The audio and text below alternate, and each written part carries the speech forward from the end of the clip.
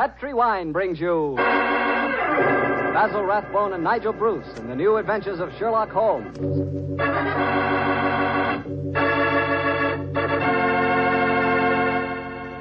The Petri family, the family that took time to bring you good wine, invites you to listen to Dr. Watson tell us another exciting adventure he shared with his old friend, that master detective, Sherlock Holmes. And I want to ask you something. You know, every now and then I've told you about the good old American custom of serving a glass of sherry before dinner, particularly Petri California sherry. And I wonder if you've tried the Petri sherry. Really, a glass of Petri sherry is the best beginning a good meal ever had. Petri sherry is clear, fragrant, and truly delicious. It's a wonderful wine whose flavor is the essence of luscious, sun-ripened grapes. And Petri makes two kinds of sherry wine, a regular sherry and Petri Pale Dry. If you don't know which you prefer, try them both. Don't buy one, buy two. But remember, always buy Petri, because Petri wine is always good wine.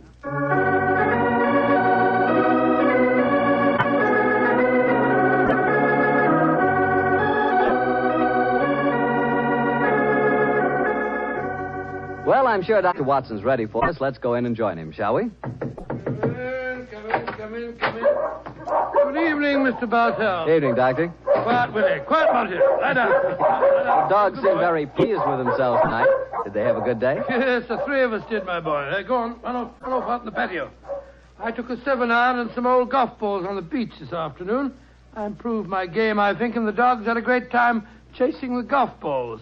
On the way home, the little rascals had a furious battle with an elderly pelican, so their day was complete. I'll have to join you on one of your afternoon strolls, Doctor. You and the dog seem to have so much fun. Oh, I'll be glad of your company, Mr. Bartell. Well, draw up your usual chair, and I'll get on with tonight's Sherlock Holmes adventure. From the hints you gave us last week, I guess a Frenchman played a prominent part in the story? Yes, indeed he did, Mr. Bartell. His name was Francois Lavillard, and he was a detective of some note in his own country. The time my story begins, it was in 1889, to be exact. Lavillard had come over to London to discuss with Holmes the difficulties of translating some of his monographs into the French language. At this particular time, I was in the early days of my marriage, Mr. Bartell, and this fact, combined with a busy practice, meant that I saw very little of my old friend. He must have missed you, Doctor. Oh, he did. Well, of course, he'd never admit the fact, but to get on with my story. One cloudless June afternoon, I found myself in the neighborhood of Baker Street, and I couldn't resist paying a visit to Holmes. Mrs. Hudson was out, but having retained my old latchkey, I let myself in and mounted the familiar stairs. It gave me a strange feeling as I raised my hand to knock on what once had been my own living room door. Come in. Oh, hello, Holmes. Monsieur Holmes. Oh, I beg your pardon. I didn't know you were... Watson, my dear fellow. How very nice to see you again. It's great to see you, Holmes. I'm sorry I interrupted you. No. I didn't know that you had company. Not at all, my dear fellow. We're delighted, aren't we, Lavillard? Watson, Watson, this is Monsieur Lavillard. How do you do, sir? How do you do? Enchanté, monsieur. I have often wished to meet the so charming Dr. Watson. Holmes has told me a great deal about you. Oh, it's very nice of you, sir. That age suits you, Watson. You look splendid, old fellow. Gained a little weight, haven't you? Yes, a few pounds, I Here mean. it comes. You sit down, won't you? You sure that I'm not interrupting you in some important discussion? Oh, no, mon cher docteur. We were having a good-natured argument on the relative abilities of the French criminal compared to the English. Oh, interesting. You must lend me your Interesting support, idea. Watson. Monsieur Lavillard is convinced that the English criminal is a very dull dog indeed. Well, we've met some far from dull ones in our time. I assure you, Monsieur Lavillard. The exceptions rather than the rule, I fear, mon cher docteur. You're stubborn, aren't you, Lavillard? Believe me, my dear friend, that I will yield to no one in my admiration of your knowledge and skill. That is why I wish I could persuade you to practice in Paris. There you would find opponents really worthy of your steel. What can happen to interest you in this land of gray fogs, boiled potatoes, and pots of tea? Gracious me for myself, sir, you're not very flattering. Oh, don't be so insular, Watson. Oh, I meant no offense, my friend. Well, you say that the English criminal is dull. Well, perhaps if you were to read a published story of mine called A Study in Scarlet, you'd think differently. It tells of a very exciting adventure that Holmes and I had. I have read it, my friend. Oh, you have? An extremely gripping story, but surely you will admit that the crime was essentially of American. He's right, Watson. He's perfectly right, dear me. What can I do to vindicate the dishonor of the London criminal? Let me see. Oh, yes, of course. A copy of today's Times. That's fine. I shall introduce you to a section known as the agony column. Where is it now? Oh, yes, here we are. This should convince you of the color and variety of English life. The agony column? Mm-hmm. It sounds most painful. What is it, pray? A personal column is liable to contain anything from a lover's frantic appeal to his lady love to a ransom note. In my profession, I've frequently found it an invaluable medium for contacting the underworld. Yes, now, here we are. Here's something. Dear me. Oh, dear, no. Today's column seems rather uninspired, I'm afraid. May I examine it? Of course, here you are. Merci. If the lady who helped my little boy across the road at the corner of Threadwell Street and High Auburn last Wednesday at 4 will get in touch with Box 845, she will learn of something to her advantage. We can be more colorful than that in Paris, my friend. Yes, I think we can do better than that, too. Yeah, look at this, will you? The printer must have been half asleep when he set up the type for this advertisement. Will any gentleman interested in discussing cryptography and cipher writing please communicate with Box XQL 696, the time? Oh, I fail to find this message any more stirring than the preceding one. You notice the execrable printing, don't you? Indeed I do. It is all mixed up. The first word, will, starts with a capital W and a capital I. The second word, any, starts with a small a, and then has a capital N and Y. It is a shocking example of typography. And when it occurs in a paper noted for its excellence in typesetting, one realizes that this is no mistake. What do you mean, huh? This is undoubtedly a code message. Come now, my friend. I defy even you to make a history out of a printer's negligence. I accept your challenge, my dear Leviard. If you recall, the Baconian bilateral cipher depends upon the use of two sizes of type. If we group the letters in units of 5, the arrangements of small and capital letters within the group should give us the message. Now, let's see. 2 capitals followed by 3 small gives us the letter H. Then 2 capitals, 1 small, 2 more. That gives us E. H. I still think you are trying to make a venture out of a mere printing accident. No mere printing accident could so readily fall into one of the great traditional ciphers. Now, let's see. This message reads H-E-L, help. Q, too small. Q-U-I, quilter. Help, quilter. L, too small and large. Elms. Help, quilter. Elms, there it is, yes. Penge. Help, quilter. Elms, penge. Help, quilter, Elms, penge. What does that mean? Presumably that a man named Quilter, who lives at a house called the Elms in the village of Penge, needs help. I see it now. A helpless victim held prisoner. He smuggles out this message as a harmless personnel, with strict instructions that it be printed on this art form. He knows that the amateurs of cryptography, to whom it is addressed, will decipher this call for help. Et voilà. Monsieur Villa, you seem ready to grant that adventure can exist in London, after all. The advantage, my dear Watson, of a more mercurial temperament than we Englishmen possess. Well, Leviard, what about it? Shall we set off for Penge and rescue the ingenious Mr. Quilter from whatever dire fate awaits him in the Elms? I'm all impatience. Splendid. Watson, I suppose you're too busy to join us. Too busy? Well, I'm in your practice. I'm sure that you have patience to attend to. Yes, of course. Yes. As a matter of fact, I have 2 further visits to make today. One to a peppery old miser who has gout, and the other to a wealthy society woman who has an acute attack of hypochondria, as they call it. To blazes with them, to hell with both of them. I'm coming with you, Holmes, if you want me. Bravo, Watson. Then grab your hat and coat. The game's afoot.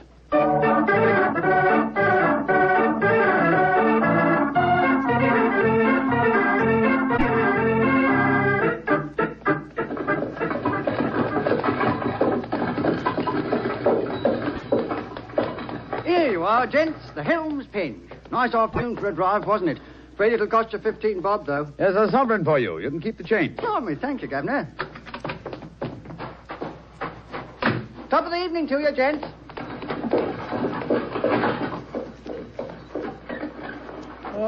So this is the Elms, eh? Quite a bit of land for such a modest neighborhood. To call it the Elms seems remarkably inapropos. I cannot see an elm tree in sight. So you see, Olivia, the English have more imagination than you give them credit for. Are you just going to walk up to the front door and knock, Holmes? Why not? The direct approach is often the most satisfactory. Oh, you disappoint me. I had hoped that perhaps you would adopt one of the disguises in which you are so adept, I am told. Well, since it's unlikely that these people know me by sight, that's hardly necessary, is it? However, I trust that this little problem may reward you with some colorful highlights before we're through. Oh. Great Scott. Revolver shots. They came from the house. We are too late. Monsieur Quilter has been murdered. No, I think not.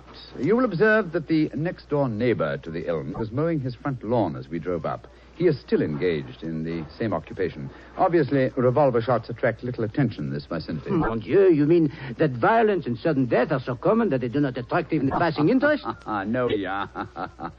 Even the British are not as phlegmatic as that. Then what is the answer to those shots, Look, Holmes? some member of this household is addicted to pistol practice. The fact that a shooting target is nailed to the back of that fence over there would further support the theory. Well, that's rather ominous, in my opinion. Well, here we are at the front door. Let's keep our wits about us anyway.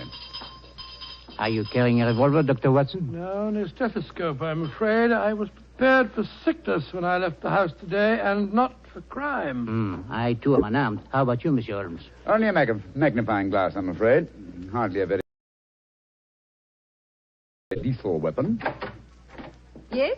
My friends and I were calling on Mr. Quilter. Oh? Who are you? My name is Sherlock Holmes, and these are my friends, Dr. Watson and Monsieur Leviat. How do you do, madam? How do you do? Is Mr. Quilter expecting I you? don't know. We read his advertisement in the agony column of the Times today and came down here at once. Are you a relation of his? I'm his niece. Oh. My name is Doris Faversham. Come in, won't you? Miss Faversham, I suppose it is. Yes, Doctor. It's Miss Faversham. We heard 3 revolver shots as we were walking up the driveway. They gave us quite a start. Yes, mademoiselle. We were afraid that we might have arrived at the time of tragedy. Yes, indeed. Tragedy. Oh, my hobby is revolver shooting. I was doing some target practice in the back garden as you arrived. Revolver shooting, Miss Faversham. How very interesting. I flatter myself that I'm something of a marksman myself. Oh, really? Well, perhaps we can have a match. Won't you sit down? Your challenge intrigues me, Miss Faversham, but before I accept it, I should like to see Mr. Quilter. Well, Uncle George is paralyzed. Oh, well, Spends all his really? time in a wheelchair. I'm not at all sure he'll see you. At least you can ask him, can't you, Miss Faversham? It is his custom at this time of the day to take a little nap. Perhaps tomorrow... Doris! He's still awake. Who's in Yes, Uncle. Some men have come to see you, Uncle. Well, bring him in. Follow me, gentlemen.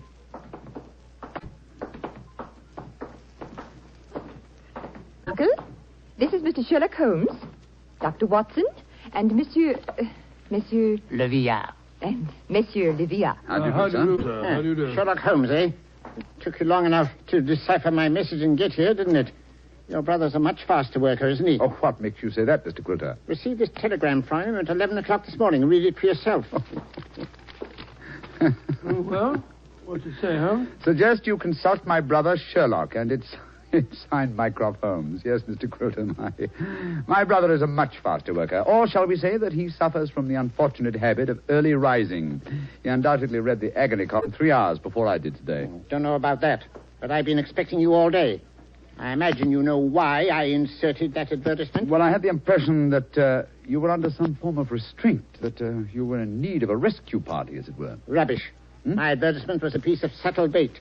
The only person that could decipher the message would obviously be someone who knew the Baconian Cipher. Very logical deduction, Mr. Quilter. You see, I'm convinced, as any sensible man should be, that the so-called Shakespearean plays were written by Sir Francis Bacon. Oh, I see. But I felt that it needed a clever man to prove the fact. I was sure that anyone who was able to decipher my message was the man I needed.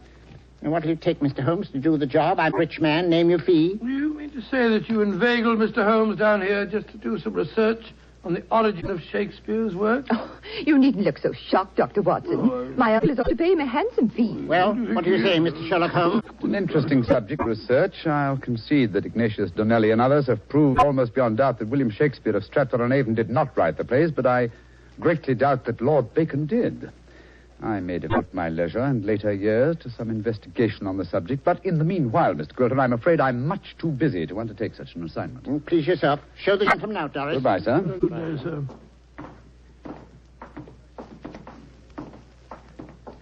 too bad you had this long drive down here for nothing, Yes, gentlemen. I'm afraid I quite agree on it. It would seem to me that your uncle has a distinct talent for practical joking, mademoiselle. Uncle?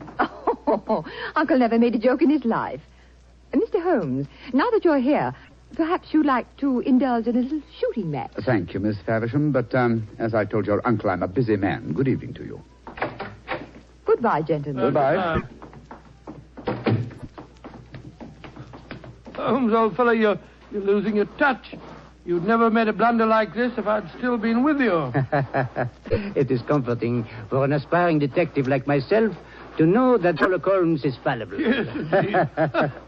Then am I to assume that I must continue the case alone? What do you mean continue the case? There isn't one. Quilter's in no danger. He's in desperate danger. What? I'm only afraid I may be too late to save him. But we have just spoken to the man. Oh, no. Did neither of you notice the traces of fresh loam on the boots of that supposedly paralyzed man? Gentlemen, I fear the agony column has led us to murder.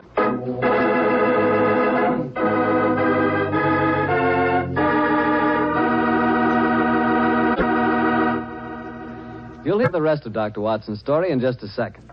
Time enough for me to mention that any meal is a better meal when it's served with a Petri dinner wine. If you're having chicken or fish, use Petri California Sauterne. Petri Sauterne is a subtle, delicately flavored white wine that looks and tastes like captured sunshine. If you're having a roast or chops or any kind of meat or meat dish, then by all means serve Petri California Burgundy. Petri Burgundy is a hearty, full-flavored red wine. One of the most delicious red wines you ever poured from a bottle. Why not get a bottle of each? Petri Burgundy and Petri Sauterne. Then, no matter what you have for dinner, you'll surely have the right wine, a Petri wine. Well, Doctor, why did you have to break off your story there? Well, I had to break it off somewhere, Mr. Bartell, and that seemed to be the most exciting spot. It certainly was. I was convinced that the great Sherlock Holmes had been fooled for once. What happened next? Well, I need this to remark we did not get into a cab and go back to London, but let me pick up the story at the same place that I broke it off. As Holmes said... Gentlemen, I fear the agony column has led us to murder. Murder? There was fresh earth on the soles of his boots, you say? Distinct traces, proving that the man in the wheelchair was not paralyzed. And that man, whoever he is, was impersonating Quilter to put us off the track. And the real Quilter may have been killed, eh? I'm afraid so. Let's stop here for a moment, shall we, while we make our plans. This hedge will hide us from the house in case they're watching from the windows. Now, this isn't a hard picture to reconstruct. There undoubtedly is, or was, a paralyzed Baconian scholar named Quilter. He managed to smuggle out that ingenious plea for help, but Mycroft's unfortunate telegram gave the game away. Mm-hmm. I see it now. The people in there, holding him prisoner, forced him to reveal what he has done, eh? What they may have done to him, heaven alone knows. One of the criminals, guessing from the telegram that I might appear on the case, posed as the crippled Quilter. What's our next move, Holmes? Remember that singularly unattractive young lady skilled with a revolver? We must search the grounds as unobtrusively as we can. Search the grounds? For what? I can answer that question, Monsieur Docteur. We search for signs of the freshly turned earth of a grave.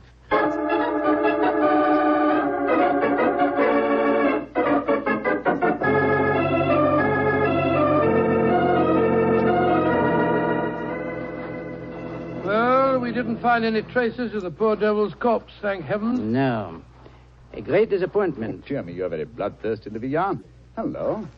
Look at the old fellow trimming the hedge over there. Must be the gardener. Let's have a chat with him, shall we? May be able to give us some information. Good evening to you.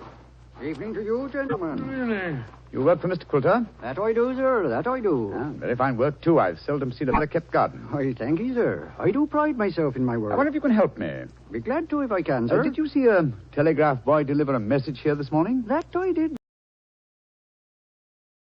The boy came here about 10 o'clock this morning. I was a clipping the front edge at the time. And you've been working here ever since? Yes, sir. Brought my lunch with me today and ate it in the garden. Has anyone entered or left the house since that telegram was delivered? No, sir. No one except yourself. I see. I suppose you occasionally run errands, Mr. Quilter? Not much these days, sir. The poor old gentleman keeps his chair in the house pretty much all the time, sir. I did run a message for him yesterday, though. Oh, you did? Hmm? Where to? Well, sir, I was pruning the rose bushes under his study windows when the window opens and his hand comes out with a message. He told me to take it to the village office of the Times and to tell him to print it just the way it was. He looked kind of worried when he gave me the message, and he He whispered to me, just as if he was afraid in his own house. I'm much obliged to you. Here's 5 shillings for your trouble. Oh, thank you, sir. Much obliged to you, I'm sure. Good evening. Good evening to you, gentlemen. Oh, so that's how the message was smuggled out. And no one has come to the house or left it since that telegram was delivered. Therefore, Coulter or his body must still be inside that house. We are going to search the house? Yes, we are. But we're not armed, and they certainly are. They probably won't even let us in. Yes, they will. We have an infallible key to entry, a woman's vanity. Come on.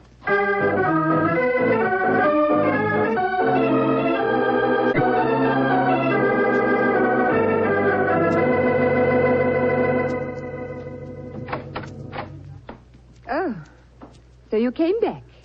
I thought you wouldn't be able to resist my challenge to a pistol match, Mr. Holmes. Exactly, Miss Faversham. We had difficulty in finding a cab and decided to take a train to London. There was an hour's wait, so I thought I'd accept your challenge. Good. Come in. We'll go into the back garden. Thank you. Don't talk loudly. I think Uncle's asleep in the next room. Don't bring anybody in here, Doris. I want to see. All right, Uncle. This way, gentlemen. If your uncle wants to sleep, seems a funny sort of alibi. Oh, well, he's used to that, Doctor.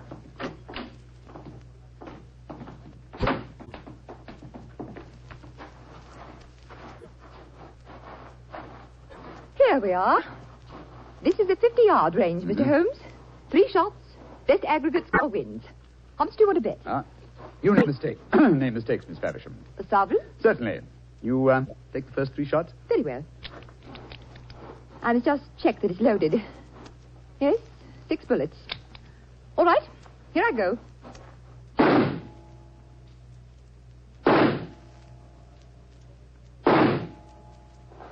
Bravo, Miss Faversham. A Splendid. bullseye and 2 winners. I can do better. Your turn, Mr. Holmes. Doris, who are these men?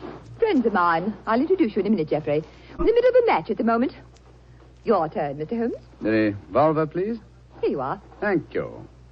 You're sure you know how to handle a revolver. Oh, quite sure, thanks.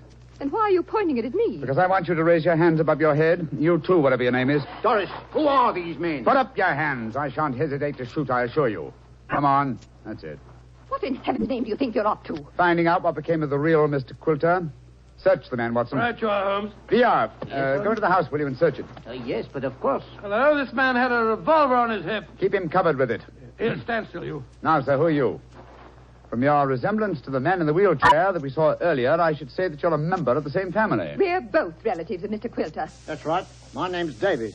I'm from the Australian branch of the family. Relatives, yes. And doubtless you stood to inherit his estate in the event of Quilter's death. You moved in on this defenseless old man, terrorized him, lived off him, and finally found it necessary to destroy him. You're talking absolute rubbish. You're telling the truth and you know it. I can tell by your expressions. Move back into the house, both of you. Come on. And keep your hands raised. All right, that's it. Come on. Lead the way into the study. The man posing as Mr. Quilter is still there. We heard him call out as we came in. Yes, we might as well confront the 3 of them together. Yes, he's still seated in the chair. He seems to be asleep. Leah! Did you find anything? Not a trace of the missing men, Monsieur Holmes. Davis, what did you do with Mr. Quilter? I didn't do anything with him. Of course not. He's sitting there in that chair. It's good lying to us. We know that man's an imposter. This is a fantastic situation. Nobody's left this house since the telegram arrived, and nobody has come to it, and yet Mr. Quilter has vanished. Good Lord, how can he sleep through all this talk? You'd think he'd been drugged. Sophia! We're idiots.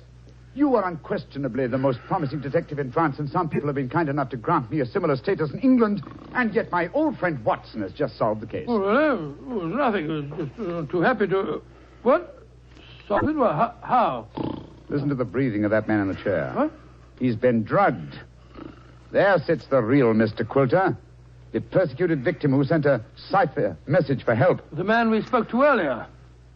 Was you, Mr. Davies, impersonating Quilter. After you'd received us, you took off your disguise, adopted an Australian accent, and then hid your drug victim by placing him in his own wheelchair, knowing that would be the last place we'd look for him. And they would have kept him here until we had gone and then murdered him. What a devilish plot. Well, what have you got to say for yourselves? It was Geoffrey's idea, not mine. I didn't have anything to do with it. That's a dirty lie. You were in this as much as I am. Oh, this is splendid, simply splendid. Please continue the argument. It'll make interesting evidence in court. You can't take us into court. Of course you can't. What's the charge? Quilter's still alive, isn't he? When Mr. Quilter revives under Dr. Watson's ministrations, you will be charged, I have no doubt, with attempted murder, abduction, sequestration, duress, and probably several other counts. Monsieur Villard, if you will find us a cab, take these miscreants to Scotland Yard. Our work is done.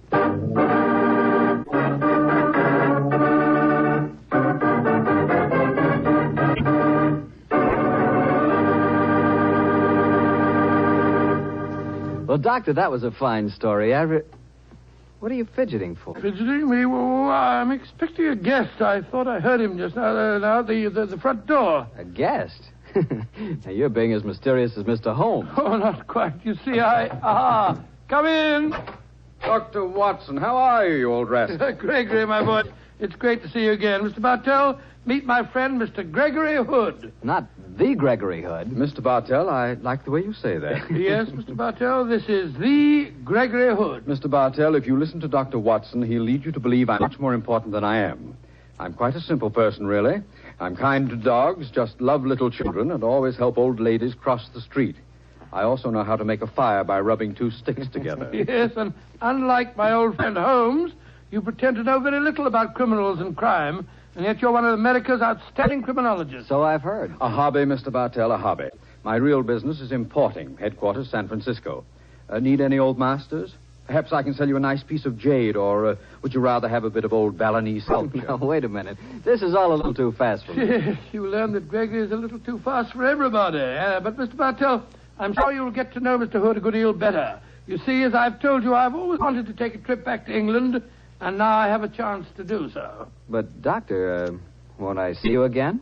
What about our story? Oh, I shall be back in the fall, but meanwhile, I've asked Mr. Gregory Hood to get together with you at this time every week and tell you some of his experiences. Which, of course, makes me feel very important. Mr. Hood, as you know, has been involved in many famous cases dealing in crime. His importing business and his hobby criminology are a strange combination. I learned that he keeps a diary of these cases, and it's a fascinating book. The case book of Gregory Hood. The case book of Gregory Hood. Sounds intriguing. Intriguing? Huh. It certainly is. Thank you. Well, then I can tell all our friends, be sure to listen next week at the same time and every Monday night through the summer to The Case Book of Gregory Hood.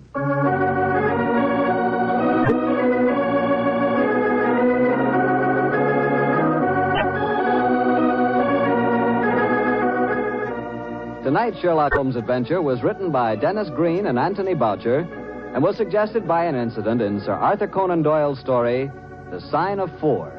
Music is by Dean Fossler.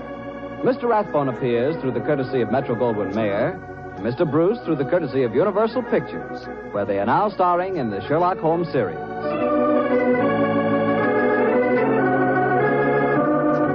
The Petri Wine Company of San Francisco, California, invite you to tune in again next week, same time, same station.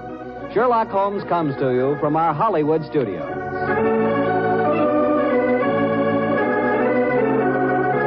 This is Harry Bartell saying night for the Petri family. This is the Mutual Broadcasting System. The Mutual Broadcasting System.